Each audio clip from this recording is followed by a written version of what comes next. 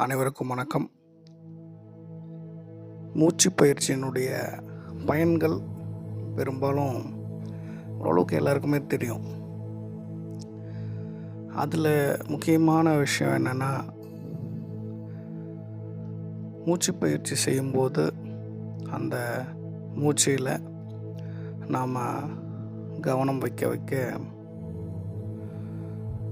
ஒரு conscious awareness நமக்குள்ளே ஏற்படும். எண்ணங்களினுடைய வேகம் குறையும், எண்ணிக்கை குறையும். எண்ணங்களை நாம் யாரோ போல் தள்ளி நின்று கவனிக்கலாம். ஸ்ட்ரெஸ் குறையும். ஒரு மைண்டு ஒரு காமாக, ஒரு ரிலாக்ஸ்டாக நம்மளால் ஃபீல் பண்ண முடியும். இது மாதிரி நிறைய அட்வான்டேஜ் இருக்குது, பெனிஃபிட்ஸ் இருக்குது ப்ரீத்திங் எக்ஸசைஸ் மூலமாக. இதில் நிறைய வெரைட்டிஸ் இருக்குது, பல விதமான மூச்சு பயிற்சிகள் இருக்குது.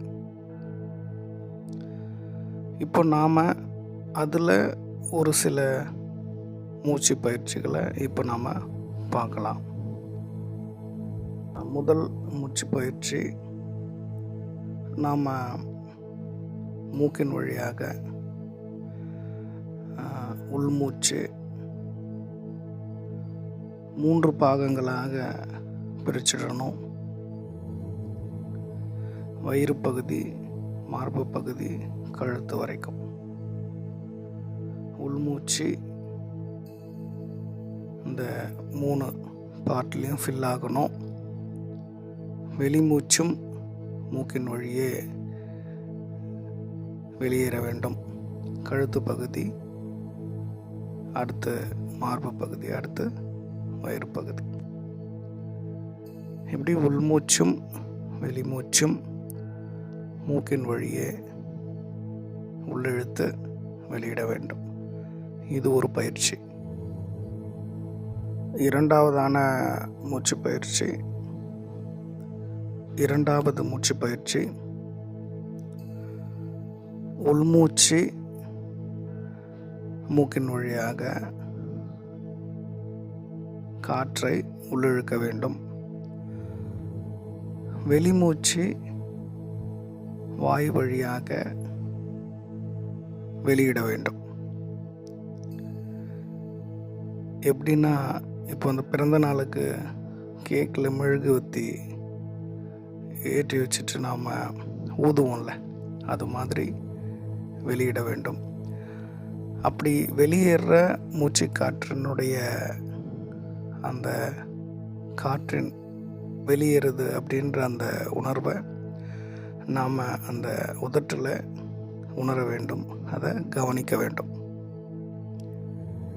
உள்மூச்சு மூக்கின் வழியாக மூச்சு காற்று உள்ளிழுக்கப்பட்டு வாய் வழியாக வெளியேறும் மூச்சு காற்றை உதட்டில் அந்த காற்று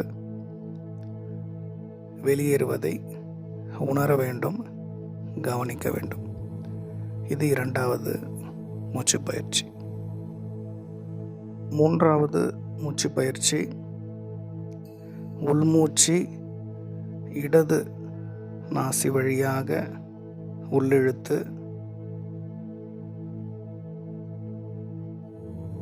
வலது நாசி வழியாக மூச்சு காற்றை வெளியிட வேண்டும்.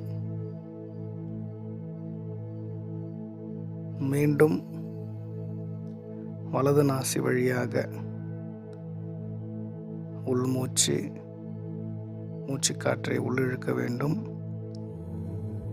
இடது நாசி வழியாக மூச்சு காற்றை வெளியிட வேண்டும். அதாவது இடது நாசி வழியாக உள்மூச்சு, வலதில் வெளிமூச்சு, திரும்ப வலதில் உள்மூச்சு, இடது வழியாக, இடது நாசி வழியாக வெளிமூச்சு. ரொம்ப இயல்பாக நடக்கக்கூடிய சுவாசம், உள்ளிழுத்து வெளியேற்ற வேண்டும். ஒவ்வொரு மூச்சு பயிற்சியின் போதும் நம்முடைய கவனம் மூச்சின் மீது இருக்க வேண்டும். இது 3வது மூச்சு பயிற்சி. இந்த 3 மூச்சு பயிற்சிகளையும் முயற்சி செய்து பாருங்கள். இது எப்போ வேணாலும் பண்ணலாம், டைம் கிடையாது. ட்ராவலில் கூட பண்ணலாம், மூச்சை கவனித்து பண்ணலாம். ஏன்னா சாப்பிட்டு உடனே பண்ணக்கூடாது. ஒரு 1 hour டைம் எடுத்துக்கணும். வயிறு கொஞ்சம் காலியாக இருக்கணும், அவ்வளோதான். இந்த மூச்சு பயிற்சியினுடைய ப்ரொசீஜர், பெனிஃபிட்ஸ் நிறைய வீடியோவில் சொல்லியிருக்கேன். இந்த 3 மூச்சு பயிற்சிகளை ட்ரை பண்ணுங்கள். அடுத்த ஒரு வீடியோவில் 3 மூச்சு பயிற்சிகளை பார்க்கலாம். நன்றி.